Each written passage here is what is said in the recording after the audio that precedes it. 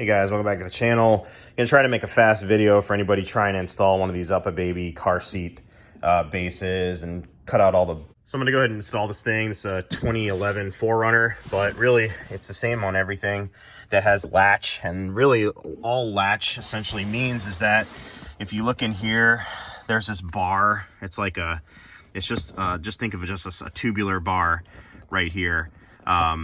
That the clips go onto. So on this particular truck, I'm going to go ahead and install it right here in the middle. So just get it lined up, and if you push down on this piece here, you can pull this little strap out. So I'm going to do that real fast. So I have the strap out, and that's where it's got to go right there. That's what this latch system looks like. So all you do, just bring it in, clip it on like that, and go around to the other side. Got the other one here. There's the clip. There's where latch is. So come in here, clips on like that. And then now, really, all you essentially do is just put a bunch of body weight on this thing. So there's a level indicator.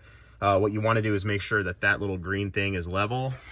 And you can see up here, so that's kind of red. If I put my body weight on here to really, because right now you can see how it kind of wiggles around. That's no good.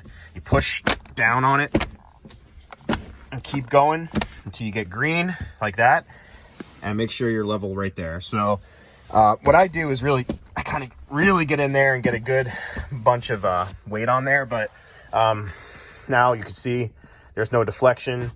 I think they want less than an inch, if I'm not mistaken. Definitely read your owner's manual, but that's how you do it in a nutshell. So cut out all the BS. Remember to rate, comment, and subscribe. Get you in the next video.